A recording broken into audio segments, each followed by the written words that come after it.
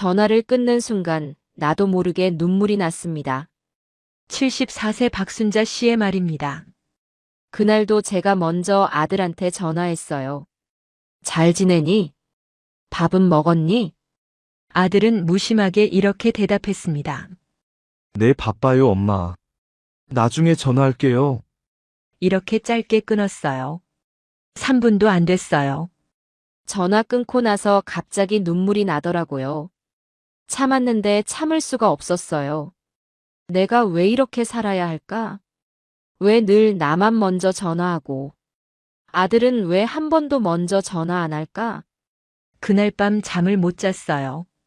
내가 뭘 잘못했나? 내가 좋은 엄마가 아니었나? 이런 생각만 들었어요. 순자 씨는 한참을 말을 멈췄다가 말합니다. 그때 정말 외로웠어요. 평생 자식을 위해 살았는데, 왜 이렇게 외로울까 싶었어요. 하지만 지금 박순자 씨는 완전히 달라졌습니다. 믿기지 않으시죠? 하지만 사실입니다. 6개월 후 순자 씨는 이렇게 말합니다. 지금 너무 행복해요. 아들과의 관계도 정말 좋아졌어요. 이제는 아들이 먼저 전화해요. 엄마 요즘 어떻게 지내세요? 일주일에 두세 번씩 전화가 와요. 방문도 늘었어요. 한 달에 한 번이었는데 이제는 두세 번 와요. 그리고 가장 놀라운 건 아들 태도가 달라졌어요. 저를 존중해요. 엄마도 바쁘시구나, 엄마도 인생이 있으시구나, 이렇게 생각하는 것 같아요. 예전에는 제가 당연한 존재였는데, 이제는 소중한 존재가 됐어요. 순자 씨는 웃으며 말합니다. 6개월 전 그날 밤 눈물 흘렸던 게 제 인생의 전환점이었어요. 그때 결심했거든요. 이제 방법을 바꿔야겠다고.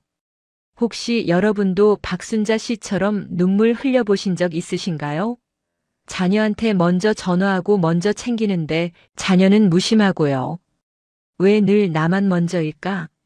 왜 자식은 날 안 찾을까? 이런 생각에 가슴 아프신 적 있으신가요?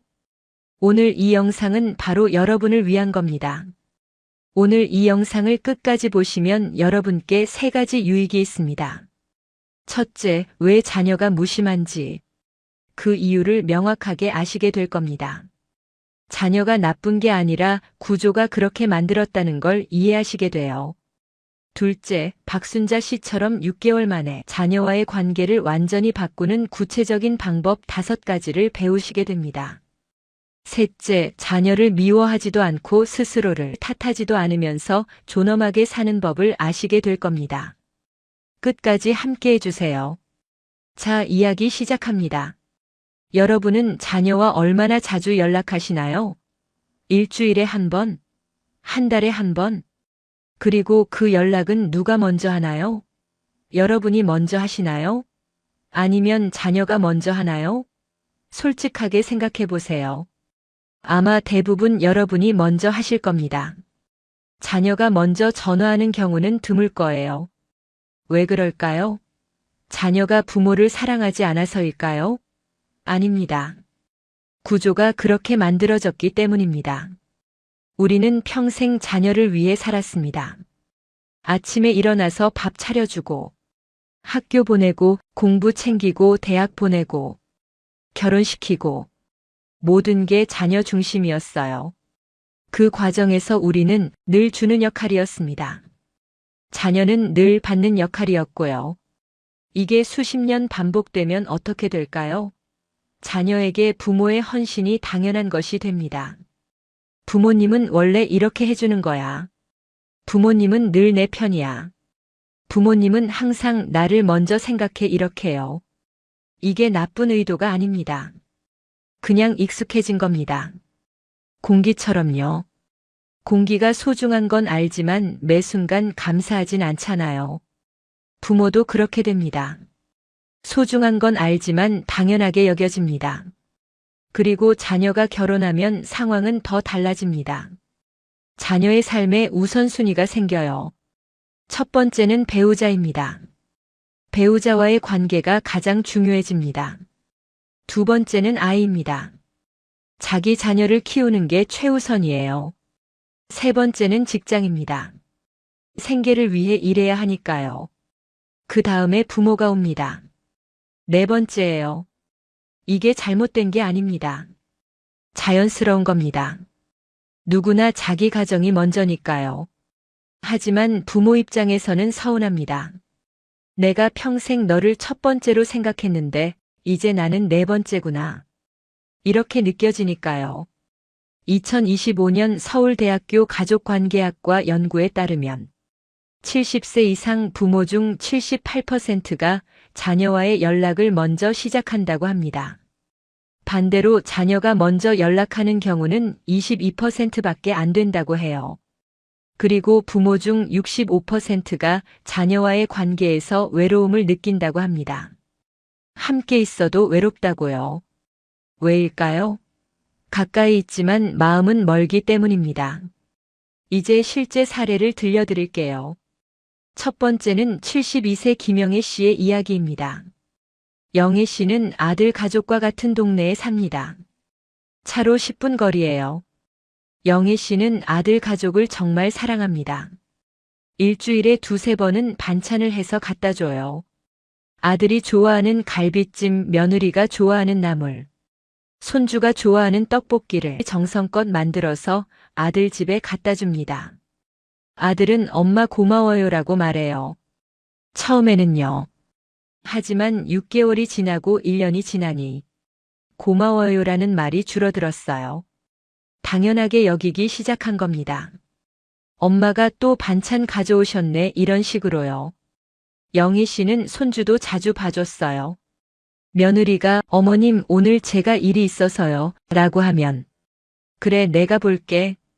걱정 마 라고 했답니다. 처음에는 기쁜 마음이었어요. 손주를 보는데 기쁘지 뭐. 하지만 점점 부담이 됐어요. 일주일에 3번, 4번 봐주게 됐거든요. 며느리는 어머님이 봐주시니까 너무 좋아요라고 했지만 영희 씨는 피곤했어요. 내가 육아 도우미가 된 것 같아. 영희 씨는 명절 때도 모든 걸 준비했어요. 며느리를 딸처럼 생각해서 처음부터 안 시키고 혼자 다 준비하다 보니 계속하게 된 거죠. 음식 장 보고 요리하고 설거지하고 내가 하는 게 당연하지 뭐 하면서요. 하지만 아들 가족은 감사보다는 당연하게 여겼어요.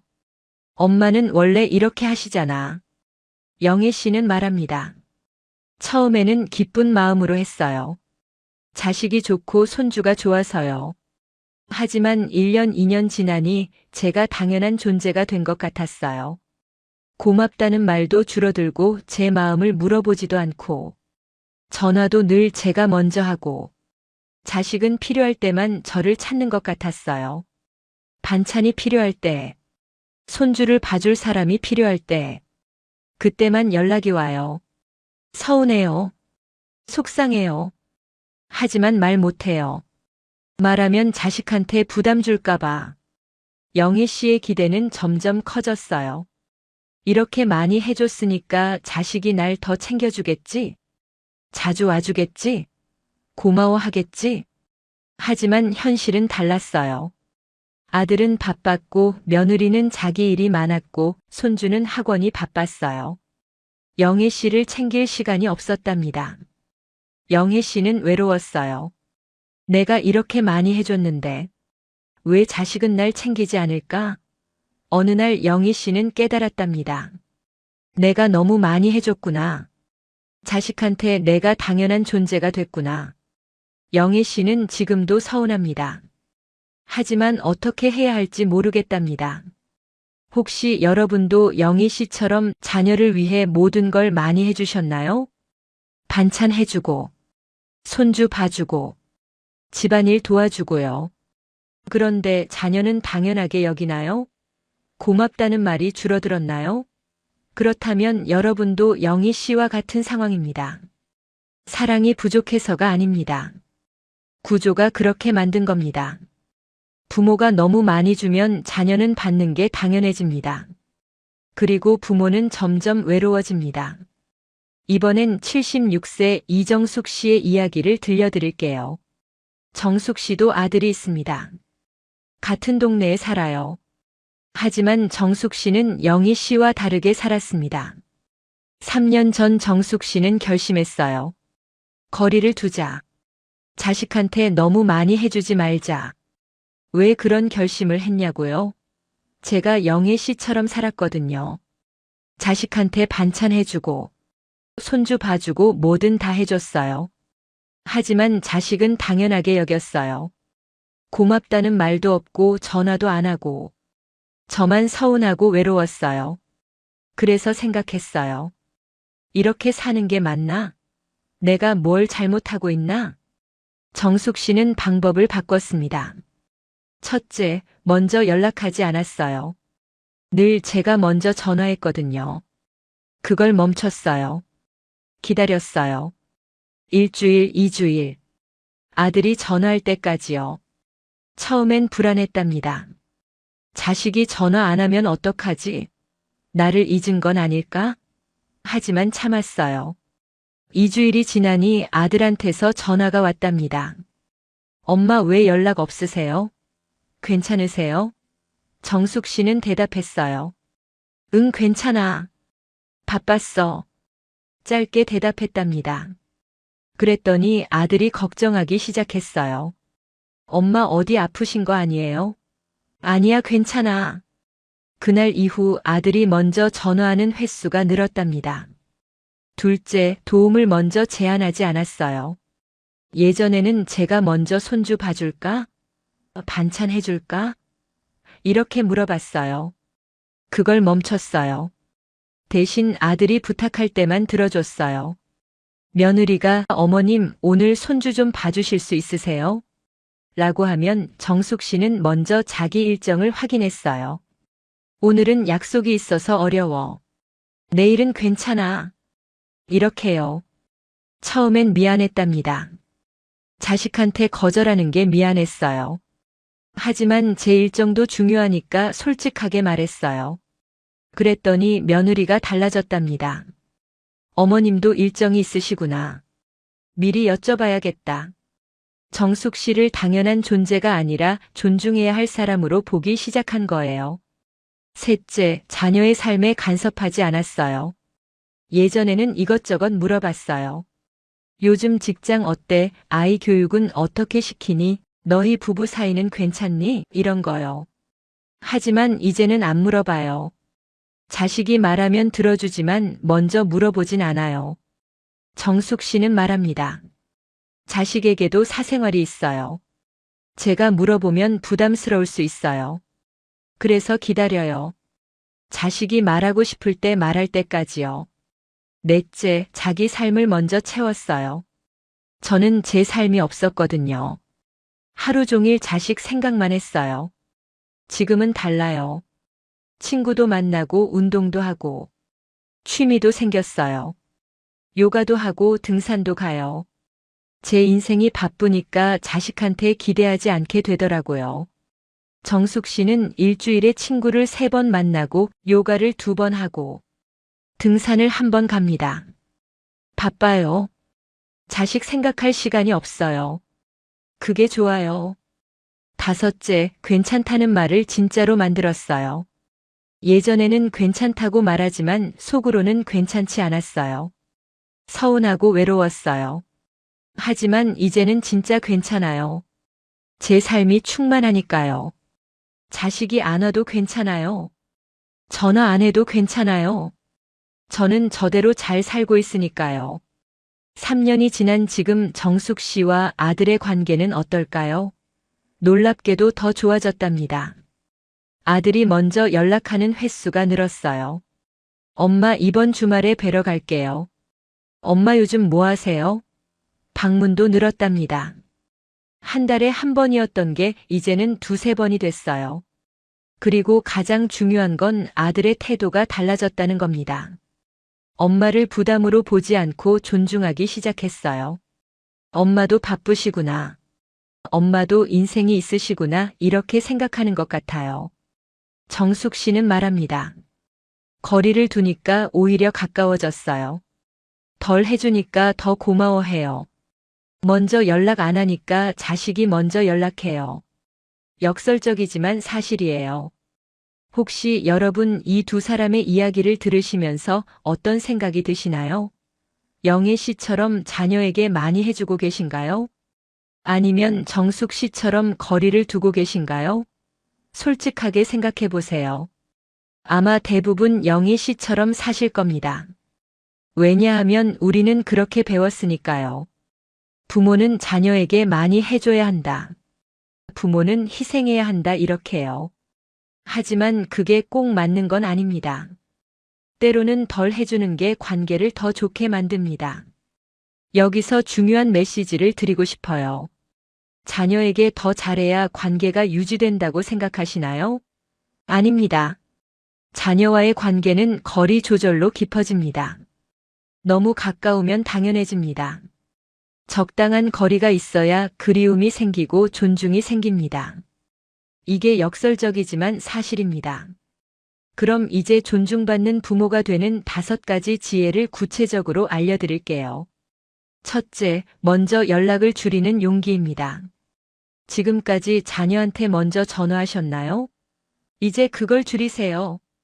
일주일에 3번 했다면 1번으로 줄이세요. 매일 했다면 일주일에 1번으로 줄이세요. 처음엔 불안할 겁니다. 자식이 나를 잊는 건 아닐까? 걱정하지 마세요. 안 잊습니다. 오히려 자녀가 먼저 연락하기 시작할 겁니다. 엄마 왜 연락 없으세요? 이렇게요. 그때 짧게 대답하세요. 바빴어. 괜찮아. 이렇게요. 길게 설명하지 마세요. 68세 한명숙 씨는 이렇게 했습니다. 저는 매일 딸한테 전화했어요. 하지만 딸은 귀찮아했어요. 엄마 바빠요. 이렇게 짧게 끊었어요. 그래서 전화를 줄였어요. 일주일에 1번만 했어요. 그랬더니 딸이 먼저 전화하기 시작했어요. 엄마 괜찮으세요? 걱정하더라고요. 지금은 관계가 훨씬 좋아요. 둘째, 도움은 요청받았을 때만 주기입니다. 먼저 반찬 해줄까? 손주 봐줄까? 이렇게 제안하지 마세요. 자녀가 부탁할 때까지 기다리세요. 그리고 부탁받았을 때도 내 일정을 먼저 확인하세요. 오늘은 약속이 있어서 어려워. 내일은 괜찮아. 이렇게 말하세요. 여러분도 일정이 있는 사람입니다. 자녀 일정만큼 여러분 일정도 중요합니다. 당당하세요. 71세 조영자 씨는 이렇게 했습니다. 저는 늘 먼저 손주 봐줄까? 라고 물어봤어요. 며느리는 네 감사합니다 라고 했지만 당연하게 여겼어요. 그래서 방법을 바꿨어요. 며느리가 부탁할 때만 들어줬어요. 그리고 제 일정이 있으면 솔직하게 말했어요. 그랬더니 며느리가 저를 존중하기 시작했어요. 어머님 일정 괜찮으세요? 미리 물어보더라고요. 셋째, 자녀의 삶에 간섭하지 않기입니다. 요즘 직장 어때? 부부 사이는 괜찮니? 아이 교육은 어떻게 시키니? 이런 질문 하지 마세요. 자녀가 말하고 싶으면 말할 겁니다. 여러분이 물어보지 않아도요. 간섭은 관심처럼 보이지만 실제로는 부담입니다. 자녀도 자기 삶을 살고 있습니다. 존중해 주세요. 73세 김순희 씨는 이렇게 했습니다. 저는 아들 부부 사이를 늘 걱정했어요. 너희 요즘 사이 어때? 이렇게 물어봤어요. 하지만 아들은 불편해했어요. 그래서 이제는 안 물어봐요. 아들이 말하면 들어주지만 먼저 묻진 않아요. 그랬더니 오히려 아들이 먼저 이야기하기 시작했어요. 넷째, 부모 자신의 삶을 먼저 채우기입니다. 자녀 생각만 하지 마세요. 여러분 삶을 채우세요. 친구 만나고 운동하고 취미 생활하세요. 여러분 인생이 바쁘면 자녀한테 기대하지 않게 됩니다. 그리고 자녀도 달라집니다. 엄마가 바쁘시구나. 엄마도 인생이 있으시구나. 이렇게 생각하면서 존중하기 시작합니다. 75세 박경희 씨는 이렇게 했습니다. 저는 하루 종일 집에만 있었어요. 자식 생각만 했어요. 외로웠어요. 그래서 밖으로 나갔어요. 요가도 시작하고, 등산도 가고 친구도 만나요. 지금은 바빠요. 자식 생각할 시간이 없어요. 그게 좋아요. 제 인생이 충만하니까 자식한테 기대하지 않게 돼요. 다섯째, 괜찮다는 말이 진짜 괜찮아지도록 즐겁게 잘 사는 것입니다. 괜찮다고 말하지만 속으로는 괜찮지 않으신가요? 그렇다면 진짜 괜찮아지도록 사세요. 어떻게요? 위에 4가지를 실천하세요. 먼저 연락 줄이고, 도움 줄이고, 간섭하지 말고 여러분의 삶을 채우세요. 그러면 진짜 괜찮아집니다. 자녀가 안 와도 괜찮고 전화 안 해도 괜찮아집니다. 왜냐하면 여러분 삶이 충만하니까요. 여러분, 지금까지 2사람의 이야기와 5가지 지혜를 들으셨습니다. 어떤 생각이 드시나요? 이렇게 해도 될까? 자식이 서운해하지 않을까? 걱정하지 마세요. 자녀는 서운해하지 않습니다. 오히려 존중하기 시작합니다. 왜냐하면 여러분이 더 이상 당연한 존재가 아니라 존중해야 할 어른이 되니까요. 여기서 중요한 메시지를 드리고 싶어요. 자녀를 놓으라는 말이 아닙니다. 부모 자신을 중심에 두라는 말입니다. 지금까지 여러분은 자녀를 중심에 뒀습니다. 이제는 여러분을 중심에 두세요. 자녀도 중요하지만 여러분도 중요합니다. 자녀 인생도 중요하지만 여러분 인생도 중요합니다. 균형을 맞추세요. 노년의 존엄은 어디서 올까요? 자녀가 잘해줘서? 아닙니다. 내가 나를 존중할 때 옵니다. 부모는 기다리는 존재가 아니라 스스로의 삶을 사는 어른입니다. 자녀에게 존중받는 부모의 공통점이 뭘까요? 감정적으로 독립돼 있습니다. 삶이 바쁘고 단단합니다. 자녀에게 기대지 않습니다. 그래서 존중받습니다. 칸트는 말했습니다. 인간은 수단이 아니라 목적이어야 한다. 여러분은 자녀의 수단이 아닙니다. 반찬 해주는 사람, 손주 봐주는 사람. 그런 수단이 아닙니다. 여러분 그 자체로 존엄한 한 사람입니다. 목적입니다. 자녀에게도 그렇게 대우받아야 합니다. 노자는 말했습니다. 족함을 아는 사람은 비록 적게 가져도 평안하다. 자녀와 멀어지지 않기 위해 필요한 것은 더 많은 희생이 아니라 더 단단한 나 자신입니다. 내가 단단하면 자녀와의 관계도 단단해집니다. 내가 충만하면 자녀와의 관계도 충만해집니다. 여러분, 오늘부터 먼저 전화하지 않아도 괜찮습니다. 자녀가 부탁하지 않는데 먼저 도와주지 않아도 괜찮습니다. 자녀 삶에 간섭하지 않아도 괜찮습니다. 여러분 삶을 먼저 채워도 괜찮습니다. 그게 이기적인 게 아닙니다. 오늘 이 영상이 도움이 되셨다면 구독과 좋아요로 함께 해주세요. 혹시 주변의 자녀와의 관계 때문에 힘들어하시는 분이 계시다면 이 영상을 카톡으로 공유해주세요. 여러분의 작은 나눔이 누군가에게는 큰 위로가 될 수 있습니다. 여러분 한 분 한 분 모두 존엄하고 단단한 노년 보내시길 진심으로 바랍니다. 자녀를 미워하지 않으면서 스스로를 탓하지도 않고 이제는 나를 중심에 둬도 됩니다. 여러분은 그럴 자격이 있습니다. 항상 건강하시고 행복한 일만 가득하시길 바랍니다. 지금까지 황금노후였습니다. 진심으로 감사드립니다. 72세 김영자 씨는 매일 아침 7시에 집을 나섭니다. 장바구니 하나 들고 천천히 걸어서 동네 시장으로 갑니다. 겉보기엔 그냥 장 보러 가는 평범한 분이시죠. 근데 아세요? 이 여자분, 3년 전까지만 해도 집 밖으로 한 발짝도 못 나갔던 사람입니다. 여러분, 무슨 일이 있었기에 이렇게 되었을까요? 이분은 우울증으로 약을 먹고 커튼을 치고 하루 종일 침대에 누워만 있었던 사람이에요. 밥도 제대로 안 먹고 씻지도 않고 그렇게 6개월을 보냈습니다. 딸이 울면서 엄마 이러다 죽어요. 했지만 김영자 씨는 움직일 힘이 없었어요. 그런 사람이 지금은 매일 아침 웃으면서 시장에 갑니다. 도대체 무슨 일이 있었던 걸까요? 오늘 만날 네 분은 특별한 사람들이 아닙니다. 거창한 취미도 없고 대단한 계획도 없어요. 그냥 평범하게 그리고 조용히 하루하루 살아가는 사람들이죠.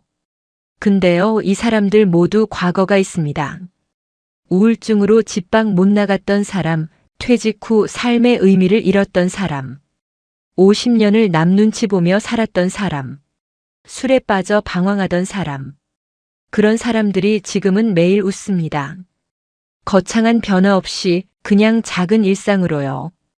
이게 가능한 일일까요? 도대체 그분들에게 무슨 일이 있었던 걸까요? 오늘은 그 이야기를 들려드리겠습니다. 들으시다 보면 여러분도 깨닫게 되실 거예요. 인생을 바꾸는 건 거창한 게 아니라 아주 작은 것일 수 있다는 걸요.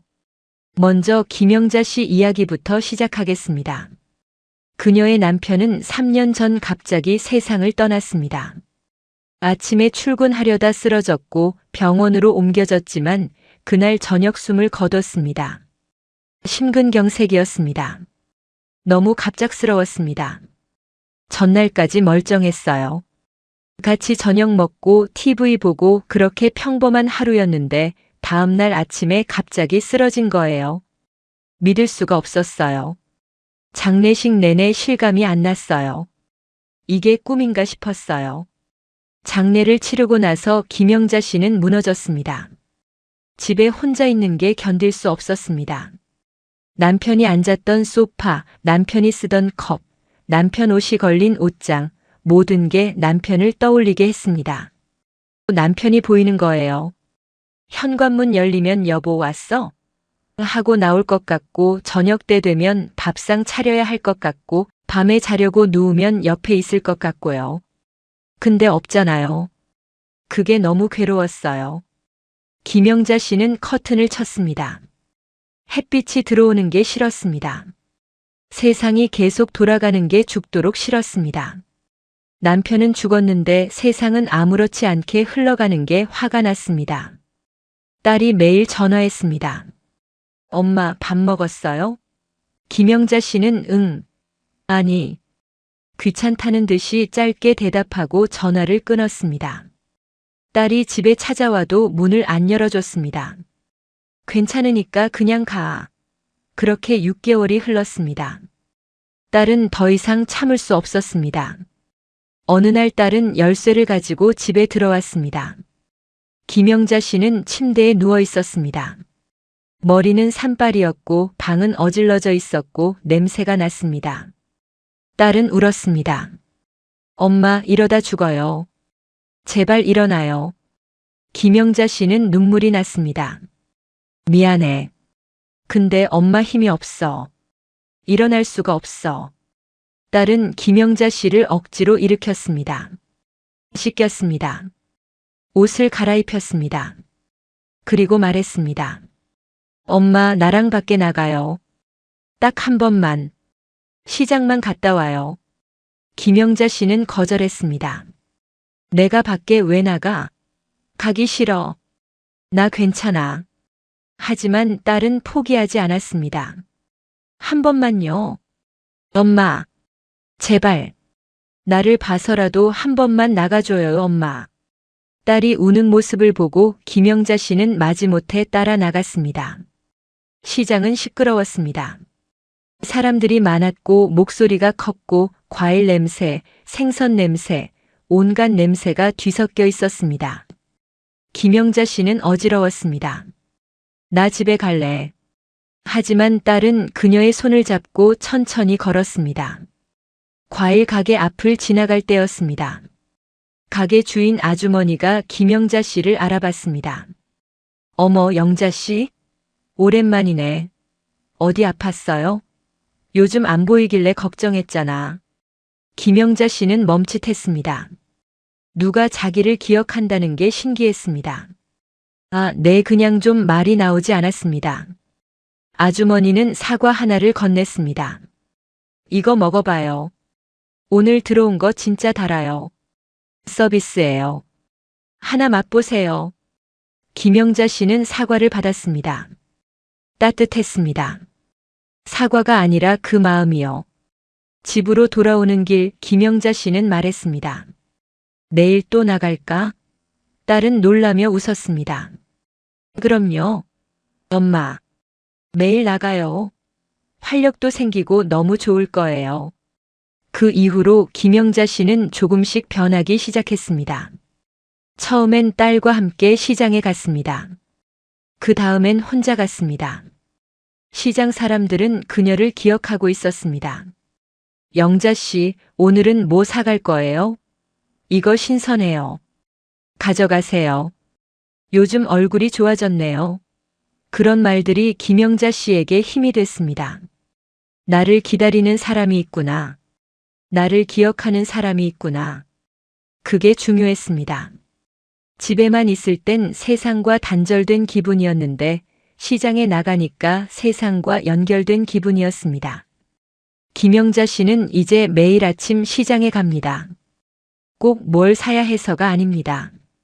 그냥 사람들 얼굴 보는 게 좋아서입니다. 안녕하세요. 인사하고 오늘 날씨 좋네요. 하며 수다 떨고 이거 얼마예요? 물어보고 그렇게 1시간쯤 시장을 돌아다닙니다. 집에 돌아와서는 산 것들을 정리하고 간단히 요리하고 점심을 먹습니다. 그게 그녀의 하루입니다. 특별할 것 없는 하루. 하지만 김영자 씨에게는 그게 전부입니다. 시장 가는 게 제 약이에요. 우울증 약보다 나아요. 두 번째는 69세 한만수 씨 이야기입니다. 그는 40년을 회사에 다녔습니다. 성실한 직장인이었습니다. 지각 한 번 안 하고 결근 한 번 안 하고 그렇게 일했습니다. 회사가 그의 전부였습니다. 아침에 눈 뜨면 회사 갈 생각, 저녁에 집에 와서도 내일 회사 일 생각, 주말에도 회사 걱정. 그렇게 40년을 보냈습니다. 그런데 65세에 정년퇴직했습니다. 마지막 날 회사 나올 때 울었어요. 40년을 다녔는데 이제 안 가도 되는구나 싶으니까 허무하더라고요. 동료들이 수고했어요 하고 박수 쳐줬지만 집에 돌아오는 길이 너무 멀게 느껴졌어요. 퇴직 후 한만수 씨는 무엇을 해야 할지 몰랐습니다. 아침에 일어나도 갈 곳이 없었습니다. 출근할 필요가 없었습니다. 처음 일주일은 좋았습니다. 이제 늦잠 자도 되는구나. 출근 안 해도 되는구나. 하지만 2주째부터 불안해지기 시작했습니다. 나 지금 뭐 하는 거지? 이렇게 시간만 보내도 되는 건가? 한 달이 지나자 우울해졌습니다. 나는 이제 쓸모없는 사람이구나. 회사도 없고 할 일도 없고 그냥 늙어가기만 하는 사람이구나. 한만수 씨는 일부러 바쁘게 지내려고 했습니다. 등산 모임에 나갔습니다. 근데 재미없었습니다. 다들 떠들썩하게 수다 떠는데 그는 말을 섞을 수가 없었습니다. 당구장에도 가봤습니다. 근데 실력이 없어서 맨날 졌습니다. 지는 게 싫었습니다. 독서 모임도 가봤습니다. 근데 책을 읽어도 내용이 머리에 안 들어왔습니다. 집중이 안 됐습니다. 뭘 해도 재미가 없었어요. 아무것도 하기 싫었어요. 그냥 집에 있는 게 편했어요. 근데 집에만 있으니까 자꾸 생각이 많아지더라고요. 나 이러다 죽는 거 아닌가, 내 인생 뭐였나, 그런 생각들이요. 어느 날 한만수 씨는 산책을 나갔습니다. 특별한 이유는 없었습니다. 그냥 답답해서 나간 거였습니다. 집 근처 공원을 걷다가 벤치에 앉았습니다. 그냥 잠깐 쉬려고 앉은 건데 앉아 있으니까 편했습니다. 사람들이 지나갔습니다. 조깅하는 사람, 강아지 산책시키는 사람, 아이 손잡고 가는 엄마, 자전거 타는 청년. 다들 바쁘게 움직였습니다. 한만수 씨는 그냥 가만히 앉아서 그걸 봤습니다. 바람이 불었습니다. 나뭇잎이 흔들렸습니다. 새가 지저귀는 소리가 들렸습니다. 그 순간 이상한 느낌이 들었어요. 평화로웠어요. 아무것도 안 하는데 괜찮다는 생각이 들었어요. 꼭 뭘 해야 하는 건 아니구나. 그냥 앉아 있어도 되는구나. 그날 이후 한만수 씨는 매일 그 벤치에 갑니다. 아침 10시쯤 커피 한 잔 들고 나가서 벤치에 앉습니다. 1시간쯤 앉아 있습니다. 아무것도 안 합니다. 그냥 앉아서 사람들 지나가는 거 보고 하늘 보고 나무 보고 그렇게 시간을 보냅니다. 처음엔 이게 뭐 하는 건가 싶었어요. 시간 낭비 아닌가 싶었어요. 근데 계속 하다 보니까 이게 낭비가 아니더라고요. 오히려 이 시간이 제일 소중해요. 아무 생각 안 하고 그냥 있는 거요. 명상 같은 거예요. 마음이 편해져요. 가끔 옆에 누가 앉으면 인사를 나눕니다. 날씨 좋네요. 그러게요. 짧은 대화지만 기분이 좋습니다. 강아지가 지나가면 귀엽네요 하고 웃습니다. 아이가 뛰어가면 조심해요 하고 말합니다. 그런 작은 교류가 한만수 씨를 세상과 연결시켜 줍니다. 40년 회사 다닐 땐 너무 바빴어요. 빨리빨리 열심히 그렇게 살았어요. 근데 이제는 천천히 살아요. 아무것도 안 해도 괜찮아요. 그냥 앉아서 하루가 지나가는 걸 보는 것도 좋아요. 이게 제 노년의 행복이에요. 한만수 씨는 더 이상 우울하지 않습니다. 쓸모없다는 생각도 안 합니다. 내가 뭘 해야 가치 있는 사람인 게 아니에요. 그냥 존재하는 것만으로도 괜찮아요. 그걸 이 벤치에서 배웠어요. 세 번째는 74세 이순희 씨 이야기입니다. 그녀는 50년을 시어머니 모시고 살았습니다. 결혼하자마자 시댁으로 들어갔고 시어머니가 돌아가실 때까지 함께 살았습니다. 시어머니가 입맛이 까다로우셨어요. 반찬이 마음에 안 들면 상을 엎으시기도 했어요. 그러면 저는 다시 만들어야 했죠. 국이 싱겁다 짜다. 고기가 질기다. 생선이 비리다. 맨날 뭐가 문제였어요. 이순희 씨는 매일 새벽 5시에 일어나 밥상을 차렸습니다. 시어머니 입맛에 맞춰서 여러 가지 반찬을 만들어야 했습니다. 자기가 먹고 싶은 건 중요하지 않았습니다. 시어머니가 드실 것만 중요했습니다. 제 입맛은 없었어요. 그냥 시어머니가 좋아하시는 거, 남편이 좋아하는 거, 애들이 좋아하는 거, 그것만 만들었어요. 나는 그냥 남은 거 먹으면 됐어요. 50년을 그렇게 살았습니다. 시어머니를 모시고 남편 뒷바라지하고 자식들 키우고 그렇게 살았습니다. 자기를 위한 시간은 없었습니다. 자기가 먹고 싶은 것도 못 먹었습니다. 심지어 라면도 못 먹었습니다. 시어머니가 라면을 싫어하셨어요. 그런 거 먹으면 몸에 안 좋다 하시면서 라면을 집에 두지도 못하게 하셨어요. 저는 라면이 먹고 싶었는데 못 먹었어요. 5년 전 시어머니가 돌아가셨습니다. 그리고 3년 전 남편도 세상을 떠났습니다. 자식들은 다 독립했습니다. 이순희 씨는 처음으로 혼자가 됐습니다. 처음엔 막막했어요. 이제 뭐 하며 살지? 누굴 위해 밥을 차리지? 하지만 며칠 지나니까 이상한 자유가 느껴졌습니다. 아침에 일어나도 밥상 차릴 필요가 없었습니다. 반찬을 여러 가지 만들 필요도 없었습니다. 그냥 자기 먹고 싶은 것만 먹으면 됐습니다. 어느 날 아침에 라면이 먹고 싶었어요. 그래서 라면을 끓여 먹었어요. 20년 만에 먹는 라면이었어요. 눈물이 났어요. 이렇게 맛있는 건데 왜 못 먹고 살았나 싶었어요. 그날 이후 이순희 씨는 자기 입맛대로 먹기 시작했습니다. 라면이 먹고 싶으면 라면, 계란 후라이가 먹고 싶으면 계란 후라이, 김치만 먹고 싶으면 김치만. 처음엔 죄책감이 들었어요. 이렇게 대충 먹어도 되나? 근데 괜찮더라고요. 아무도 뭐라 안 해요. 내가 먹고 싶은 대로 먹는 게 이렇게 자유로운 줄 몰랐어요. 이순희 씨는 이제 아침을 거르기도 합니다. 배고프지 않으면 안 먹어요. 억지로 먹을 필요 없어요. 점심은 간단하게 먹습니다. 냉장고에 있는 반찬에 밥 한 공기면 충분해요. 김치랑 계란 후라이면 그게 제일 맛있어요. 저녁도 복잡하게 안 합니다. 국 하나, 반찬 하나 그걸로 끝이에요. 설거지도 금방 돼요. 가끔 딸이 걱정합니다. 엄마, 그렇게 대충 먹으면 건강 안 좋아져요. 하지만 이순희 씨는 웃으며 말합니다. 걱정 마. 엄마 건강해. 오히려 스트레스 없으니까 더 건강한 것 같아. 실제로 그녀는 건강합니다. 예전엔 밥상 차리느라 스트레스였어요. 오늘 뭐 해 먹지? 반찬이 모자라는데 어떡하지? 그런 걱정이 많았어요. 근데 이제는 그런 거 없어요. 내가 먹고 싶은 것만 먹으면 되니까요. 이순희 씨에게 혼밥은 외로움이 아니라 자유입니다. 혼자 먹으니까 편해요.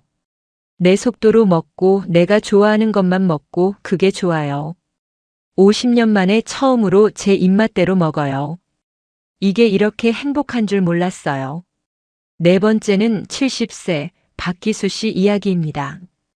그는 5년 전 아내를 먼저 보냈습니다. 암이었습니다.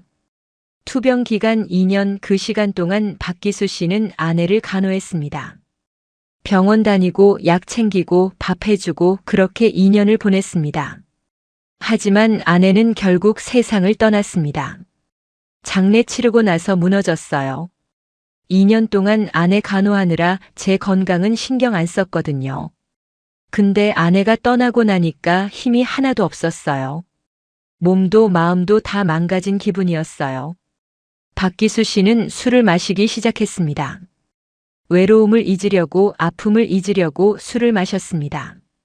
처음엔 저녁에만 마셨는데 나중엔 낮에도 마셨습니다. 아침부터 술 생각이 났습니다. 술 마시면 잠깐은 잊혀지더라고요. 아내 생각도 외로움도 다 잊혀지는 것 같았어요. 근데 깨면 더 힘들었어요. 그래서 또 마셨어요. 1년을 그렇게 보냈습니다. 자식들이 걱정했습니다. 아버지, 술 좀 줄이세요.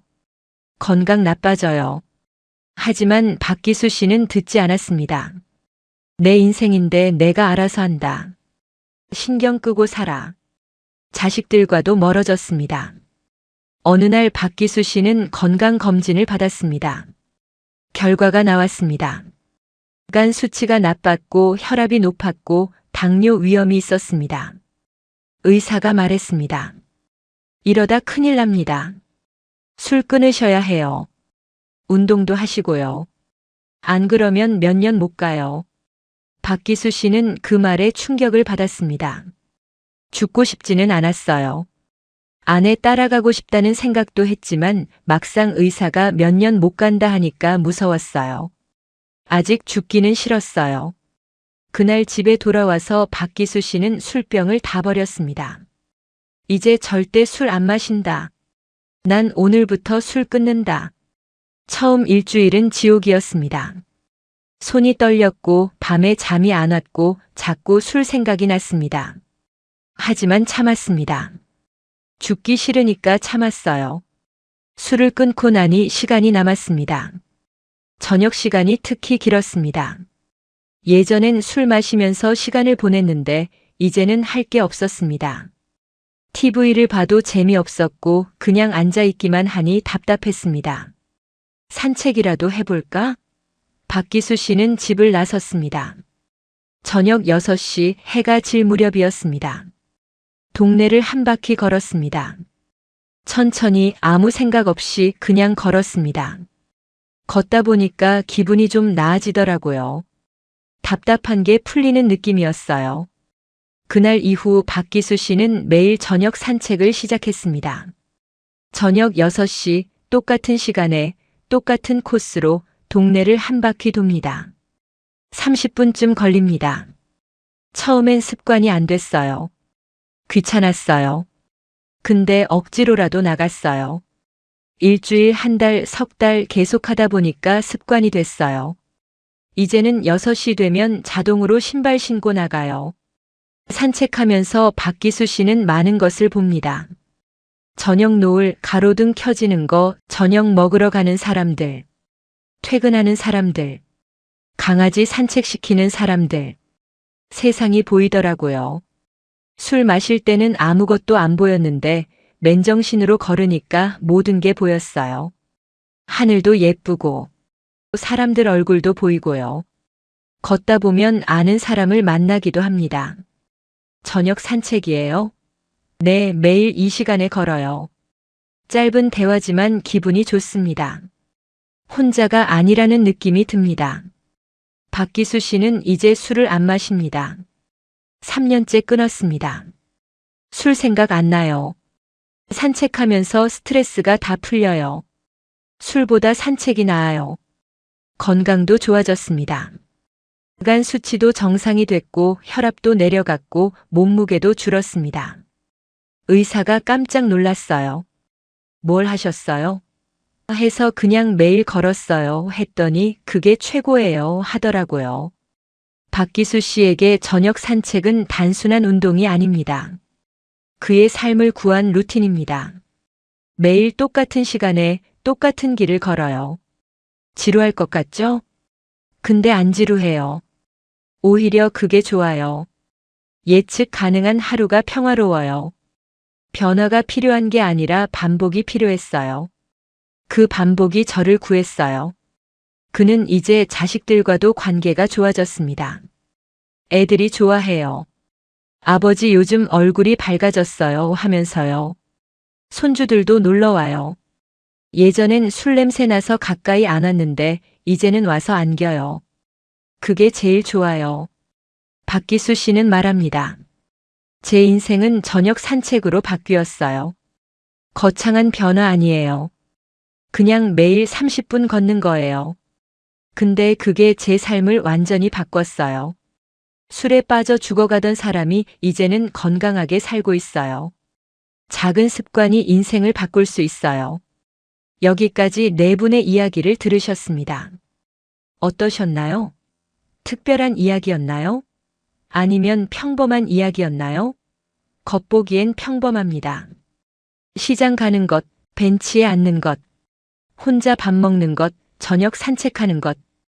이게 뭐 대단한 거냐고 물으신다면 맞아요. 대단하지 않아요. 누구나 할 수 있는 일이에요. 근데요, 이 사람들한테는 이게 인생을 바꾼 일이에요.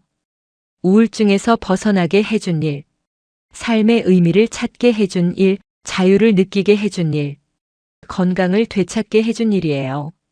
작아 보이지만 엄청난 변화예요. 우리는 자꾸 거창한 것을 찾습니다. 노년에 뭔가 특별한 취미를 가져야 해, 여행을 많이 다녀야 해, 새로운 것을 배워야 해. 물론 그것도 좋습니다. 하지만 그게 전부는 아닙니다. 매일 시장에 가는 것도 충분히 의미 있고, 벤치에 앉아 있는 것도 충분히 가치 있고, 혼자 밥 먹는 것도 충분히 행복할 수 있고, 저녁 산책하는 것도 충분히 삶을 바꿀 수 있습니다. 중요한 건 규모가 아니라 지속입니다. 거창한 걸 한 번 하는 것보다 작은 걸 매일 하는 게 더 강력합니다. 김영자 씨는 매일 시장에 갑니다. 한만수 씨는 매일 벤치에 앉습니다. 이순희 씨는 매일 자기 입맛대로 밥을 먹습니다. 박기수 씨는 매일 산책을 합니다. 매일 매일 매일. 그 반복이 습관이 되고 습관이 삶이 되고 삶이 행복이 됩니다. 혼자 산다는 게 외롭다고만 생각하지 마세요. 혼자라서 오히려 이런 작은 일상이 가능합니다. 누구 눈치 안 보고 내 속도로 내 방식으로 매일 반복할 수 있습니다. 가족이 있으면 맞춰야 하잖아요. 시장 갈 때도 어디 가요? 물어봐야 하고 벤치에 앉아 있으면 뭐 하세요? 할 수 있고 혼자 간단히 먹으면 그렇게 대충 먹으면 어떡해요? 할 수 있고 산책하려면 나도 같이 갈까요? 할 수 있어요. 나쁜 건 아니지만 자유롭진 않아요. 혼자면 그런 거 없어요. 그냥 하고 싶은 대로 하면 돼요. 매일 같은 시간에 같은 일을 아무 설명 없이 할 수 있어요. 그게 혼자 사는 노년의 특권이에요. 여러분의 과거는 어떠셨나요? 힘들었나요? 외로웠나요? 우울했나요? 술에 빠졌었나요? 누군가를 위해 내 인생을 포기했었나요? 괜찮습니다. 과거는 과거일 뿐이에요. 중요한 건 지금이에요. 오늘부터 시작하면 돼요. 거창한 목표 세우지 마세요. 올해는 등산 100번 하겠다. 책 50권 읽겠다, 외국어 배우겠다, 이런 거 안 해도 돼요. 그냥 작은 거 하나만 정하세요. 매일 아침 밖에 나가기, 매일 같은 시간에 벤치에 앉기. 매일 내가 먹고 싶은 거 먹기, 매일 저녁 산책하기. 이 정도면 충분해요. 그걸 일주일만 해보세요. 힘들면 그만두고 괜찮으면 한 달 해보세요.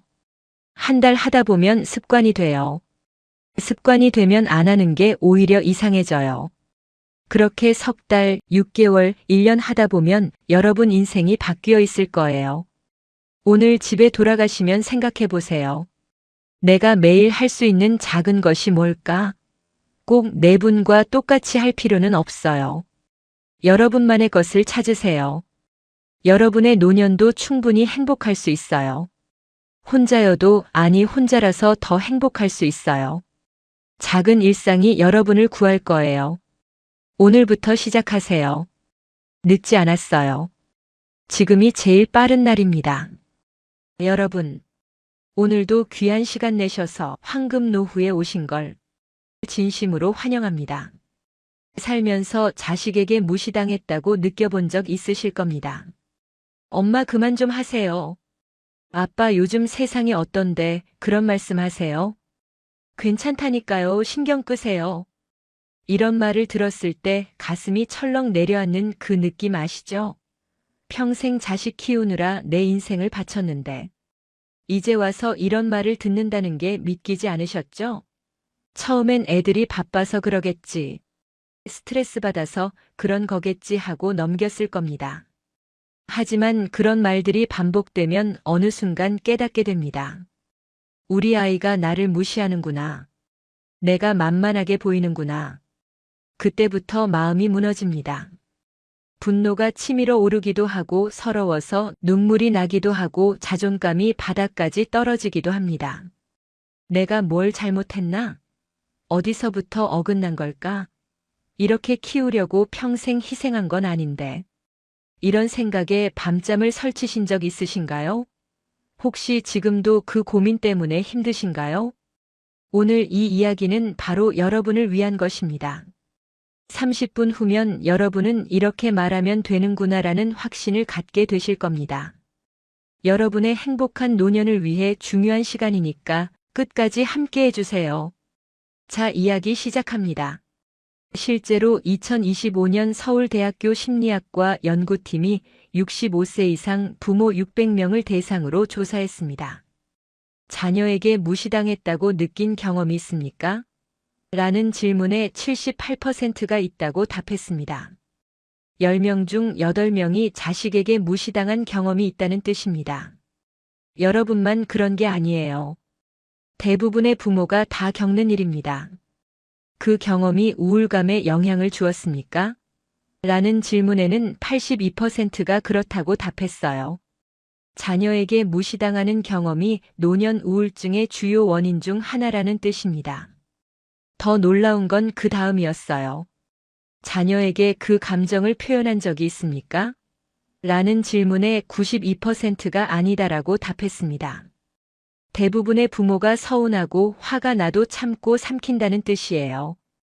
괜히 말했다가 관계만 나빠질까봐 내가 참으면 되니까 이런 이유 때문이었죠. 혹시 여러분도 그러신가요? 자식 때문에 마음이 아픈데 말하지 못하고 혼자 참고 계신가요? 그런데 여기서 중요한 질문을 하나 드려야겠습니다. 왜 자식은 점점 부모에게 말을 함부로 하게 될까요? 자식이 원래 나쁜 아이여서일까요? 아닙니다. 대부분의 경우 자식은 나쁜 의도가 없습니다. 단지 부모를 당연한 존재로 여기게 된 거예요. 엄마는 언제나 내 편이니까. 아빠는 뭐라 해도 결국 받아주시니까. 이렇게 생각하는 겁니다. 그리고 이런 생각은 어디서 시작됐을까요? 바로 부모의 무한한 헌신에서 시작됐습니다. 부모가 자식을 위해 모든 걸 희생하고 참아주고 받아주다 보니 자식은 그게 당연하다고 생각하게 된 거예요. 부모는 항상 나를 이해해주는 사람, 부모는 내가 뭐라 해도 괜찮은 사람, 이렇게 인식하게 된 겁니다. 그래서 점점 말이 함부로 나오기 시작하는 거예요. 의도적으로 무시하려는 게 아니라 부모를 감정이 있는 한 인간이 아니라 역할로만 보게 된 겁니다. 밥 해주는 역할, 돈 대주는 역할. 항상 내 편인 역할 이렇게요. 그럼 지금부터 본격적으로 이야기해 볼게요. 자녀가 무시할 때 부모가 가장 많이 하는 실수 두 가지가 있습니다. 첫째는 권위로 누르기입니다. 내가 너 낳아서 키웠는데 감히 나한테 그런 식으로 말해? 내가 몇 살인데? 나한테 함부로 해? 이 집에서 내가 제일 윗사람이야. 너 때문에 내가 얼마나 고생했는데. 이런 식으로 권위를 내세우는 겁니다. 이해는 됩니다.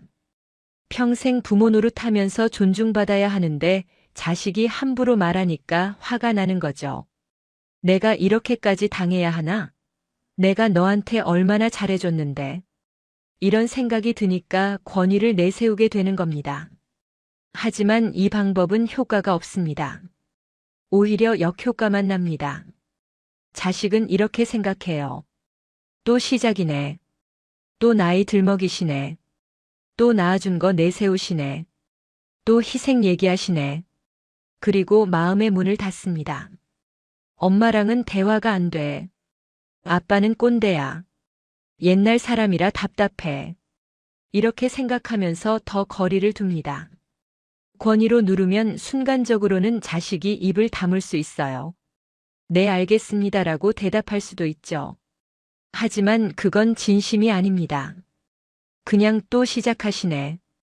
빨리 끝내야지 하는 마음으로 형식적으로 대답하는 거예요. 마음은 더 멀어집니다. 그리고 나중에 혼자 있을 때 정말 답답하다. 부모님이랑은 대화가 안 돼. 라고 생각합니다. 혹시 여러분도 이런 식으로 말씀하신 적 있으신가요? 내가 너 키우느라 얼마나 고생했는데. 내가 몇 살인데 이런 말이요?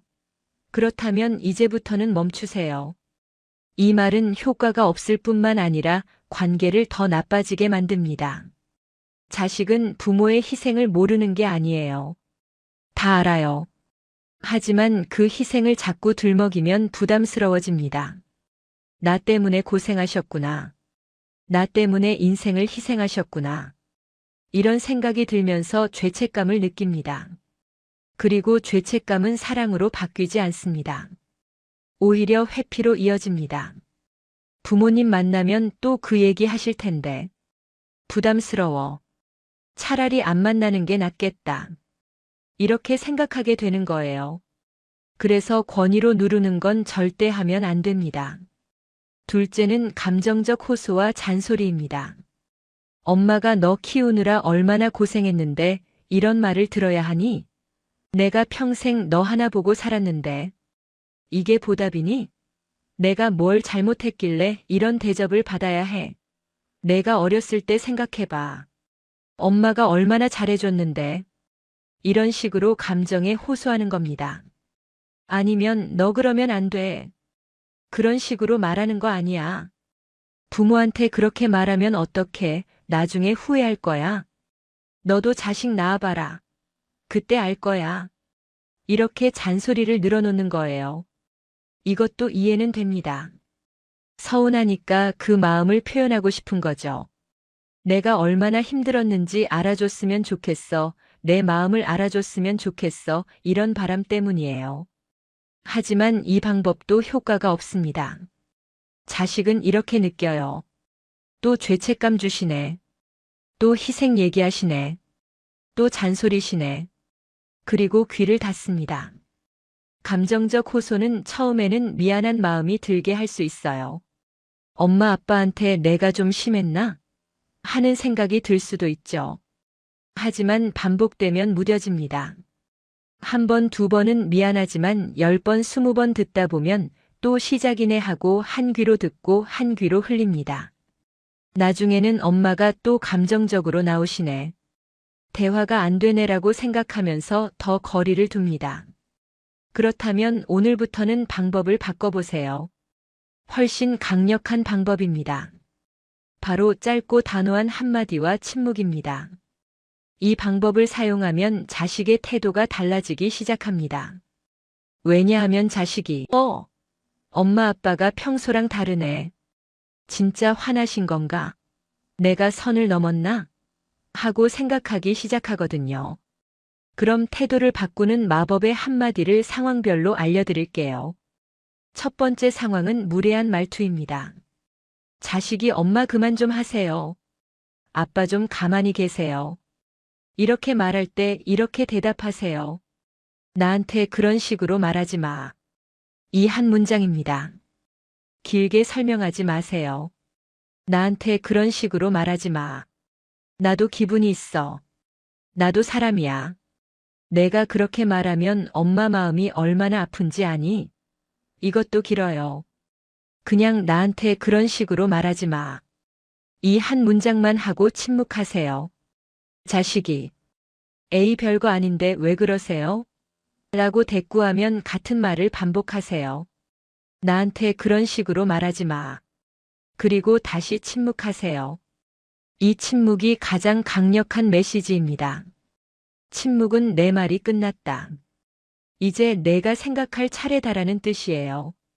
말을 계속하면 자식은 변명할 구실을 찾습니다.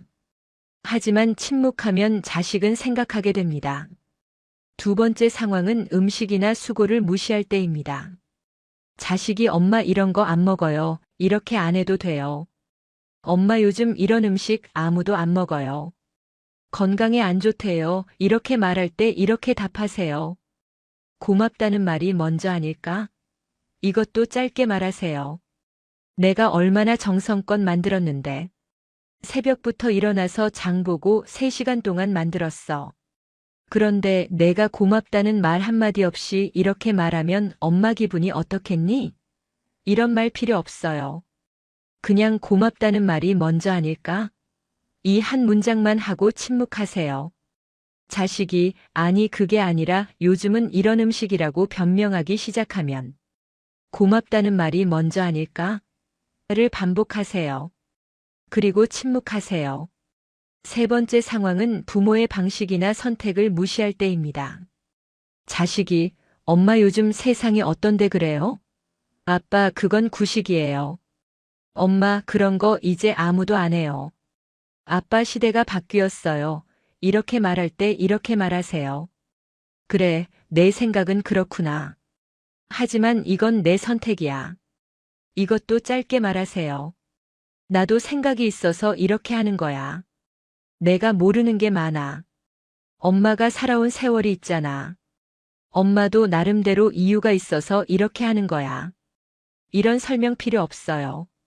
그냥 내 생각은 그렇구나. 하지만 이건 내 선택이야. 이 한 문장만 하고 침묵하세요. 네 번째 상황은 무관심이나 서운함을 느낄 때입니다. 자식이 부모의 말에 대꾸도 안 하고 핸드폰만 보거나 내내하고 건성으로 대답하거나 엄마 나 바빠요 하고 대화를 회피할 때 이렇게 말하세요. 나랑 대화하기 싫으면 다음에 하자. 이것도 짧게 말하세요. 엄마가 말하는데 왜 듣지도 않니? 엄마 말이 그렇게 재미없니? 내가 어렸을 때는 엄마 말 잘 들었는데 요즘은 왜 이러니? 이런 잔소리 필요 없어요. 그냥 나랑 대화하기 싫으면 다음에 하자. 이 한 문장만 하고 자리에서 일어나세요. 그리고 실제로 대화를 멈추세요. 방으로 들어가거나 다른 일을 하세요. 자식이 아니 왜 그러세요? 라고 물어보면 대답하지 마세요. 그냥 침묵하세요. 이 침묵은 내가 나를 무시하면 나도 대화하지 않겠다는 메시지를 전달합니다. 이제 이 한마디를 효과적으로 전달하는 대화의 4가지 원칙을 알려드릴게요. 이 원칙들이 정말 중요합니다. 첫째, 짧게 말하기입니다. 한 문장 또는 2문장 이내로 말하세요. 길게 설명하면 잔소리가 됩니다. 짧게 말하면 메시지가 됩니다. 나한테 그런 식으로 말하지 마. 이 한 문장이면 충분합니다. 나도 사람이야. 나도 기분이 있어. 내가 그렇게 말하면 엄마 마음이 얼마나 아픈지 아니? 엄마가 너 키우느라 얼마나 고생했는데. 이렇게 길게 말하면 효과가 없어요. 자식은 처음 한 문장만 듣고 나머지는 귀를 닫습니다. 짧게 말하세요. 한 문장이면 됩니다. 둘째, 감정 빼기입니다. 울먹이거나 소리 지르지 마세요. 차분하지만 단호하게 말하세요. 감정을 실으면 자식은 엄마가 또 감정적으로 나오시네라고 생각합니다. 하지만 감정을 빼고 차분하게 말하면 엄마가 진심이구나. 엄마가 정말 화나신 거구나 라고 느낍니다. 목소리 톤을 낮추고 천천히 말하세요. 소리 지르지 마세요. 울지도 마세요. 그냥 차분하게 단호하게 말하세요. 나한테 그런 식으로 말하지 마. 이렇게요. 감정을 빼면 더 강력합니다. 감정이 섞이면 자식은 엄마가 감정적이시네.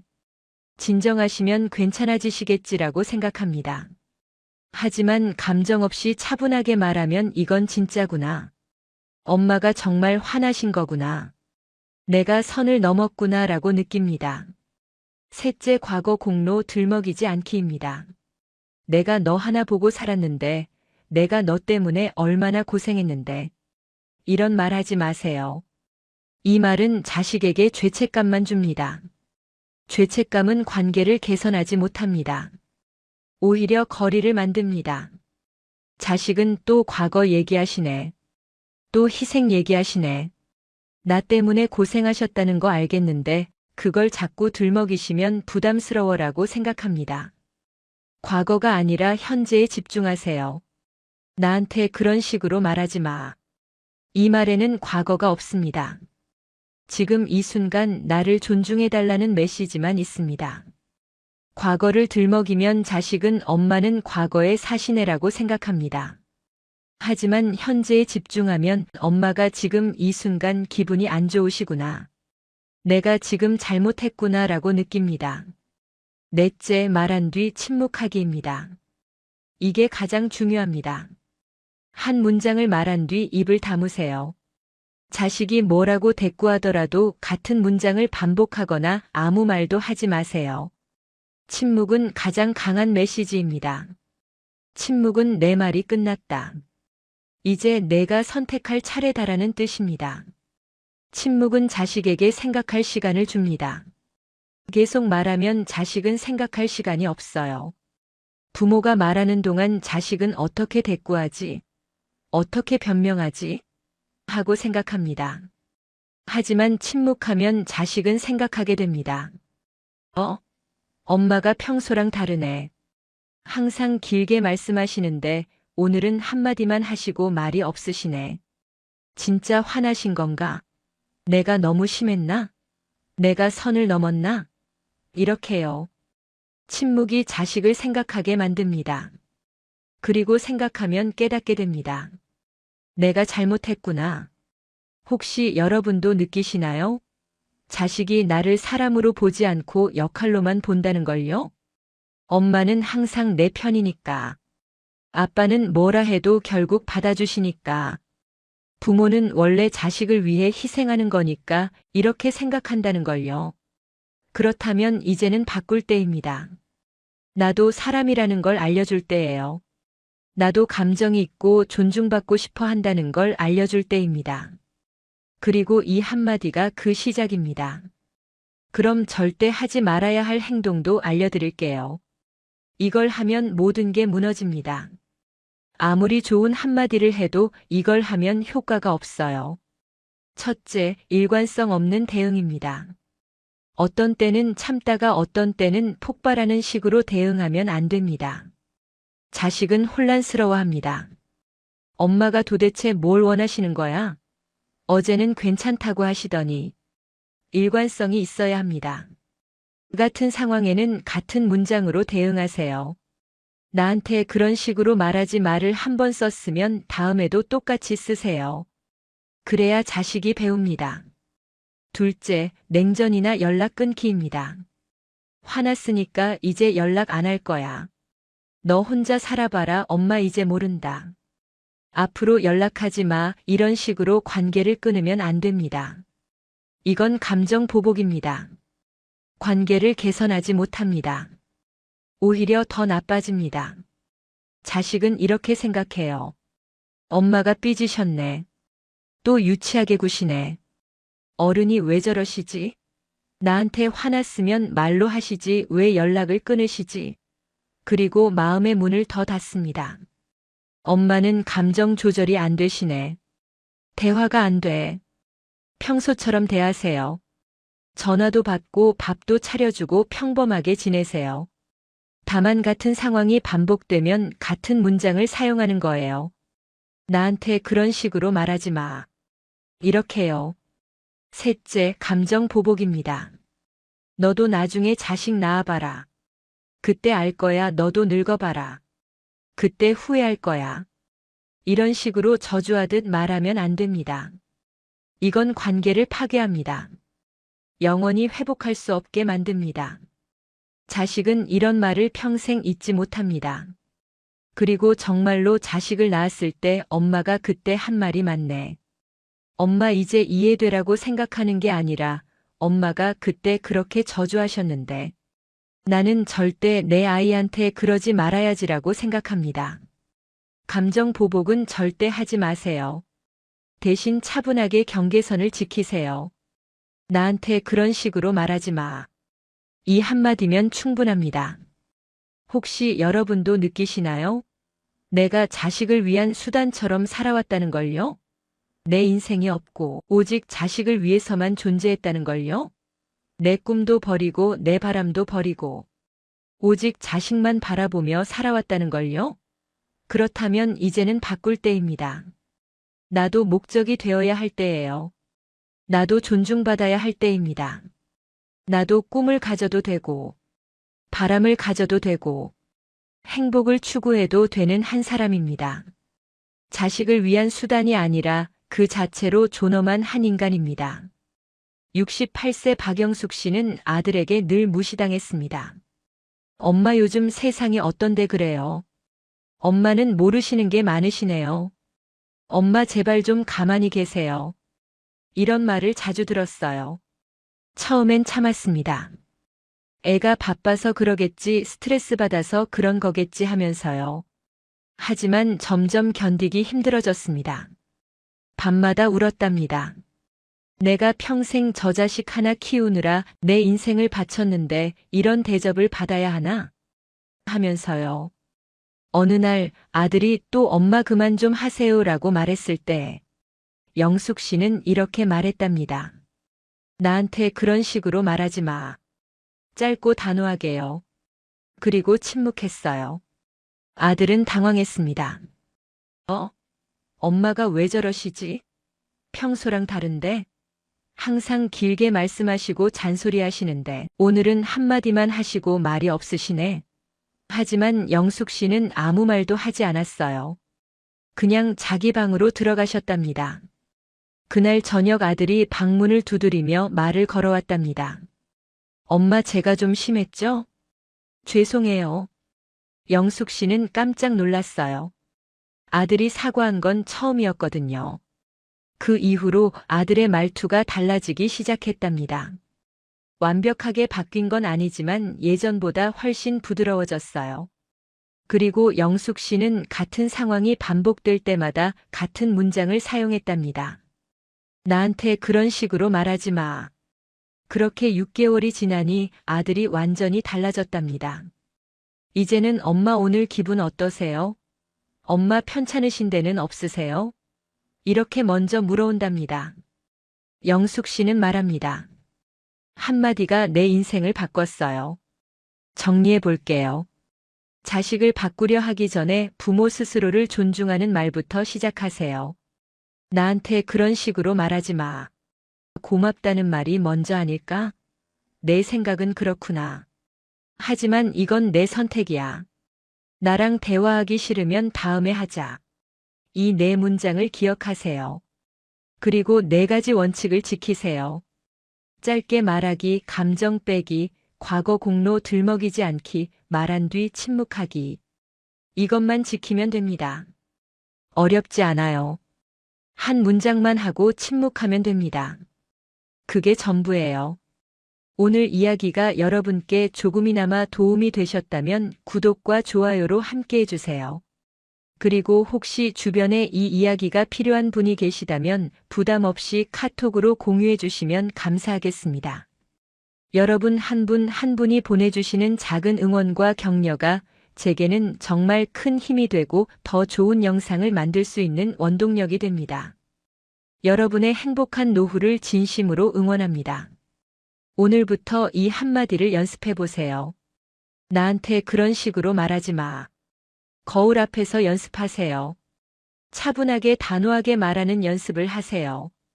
그리고 실제 상황에서 써보세요. 처음엔 어색할 겁니다. 목소리가 떨릴 수도 있어요. 하지만 한두 번 하다 보면 익숙해집니다. 그리고 효과를 보기 시작하면 확신이 생길 거예요. 정말 효과가 있네. 자식의 태도가 달라지네. 관계가 좋아지네. 항상 건강하시고 행복한 일만 가득하시길 바랍니다.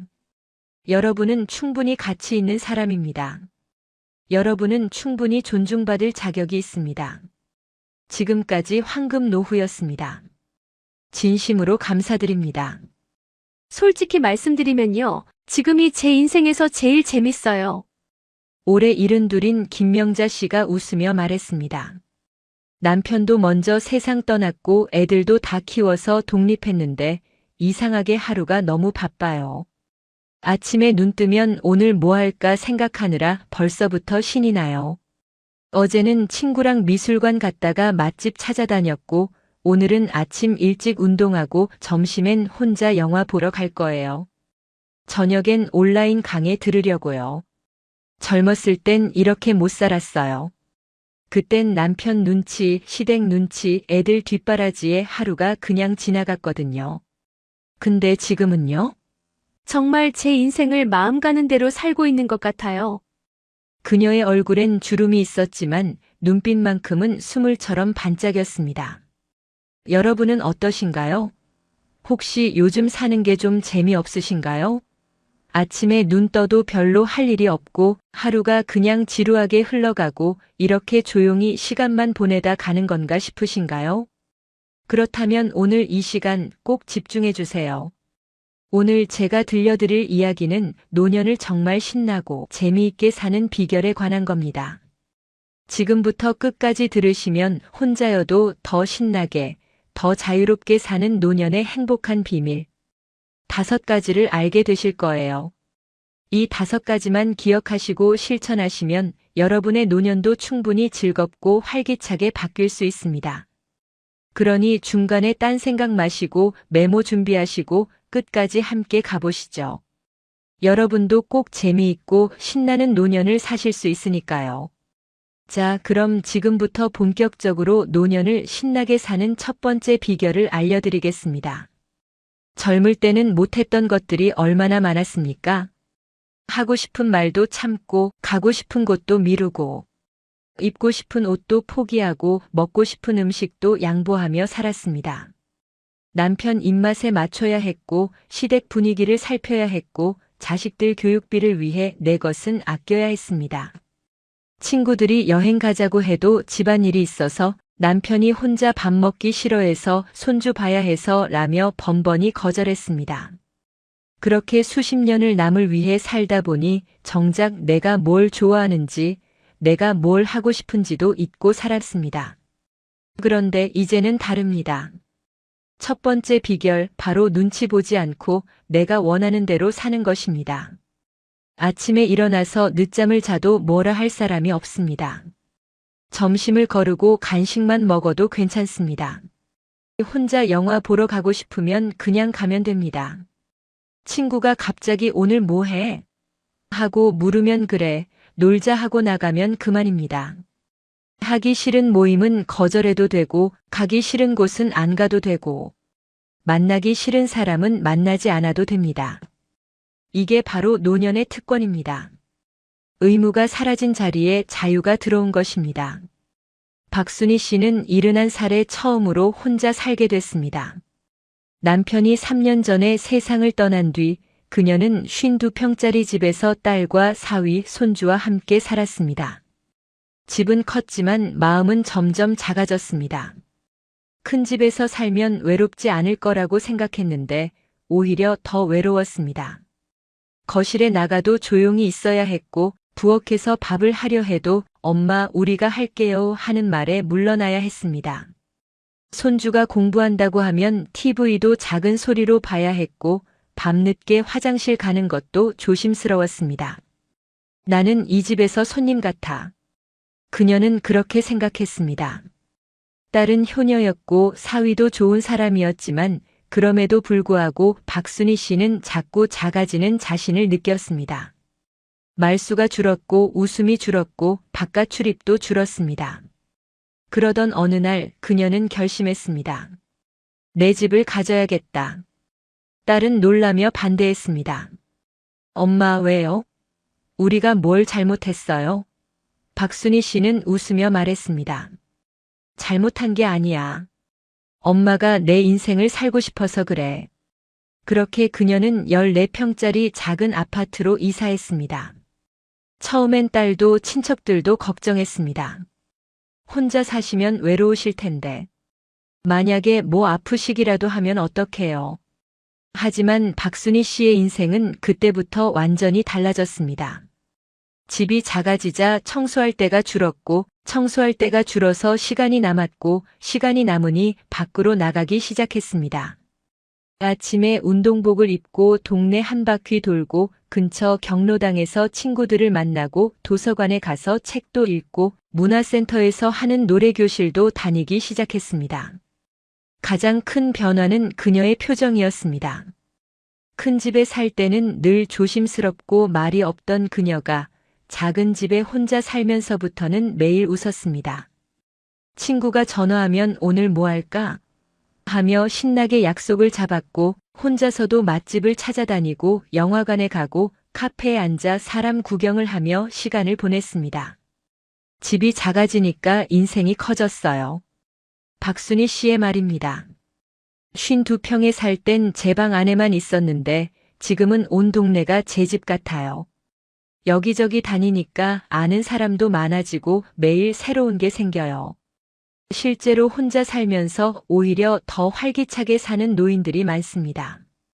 혼자라는 것이 외로움의 조건이 아니라 자유의 조건이 될 수 있다는 걸 그들은 증명합니다. 아침에 눈을 뜨면 오늘 하루를 어떻게 보낼지 전부 자기가 정합니다.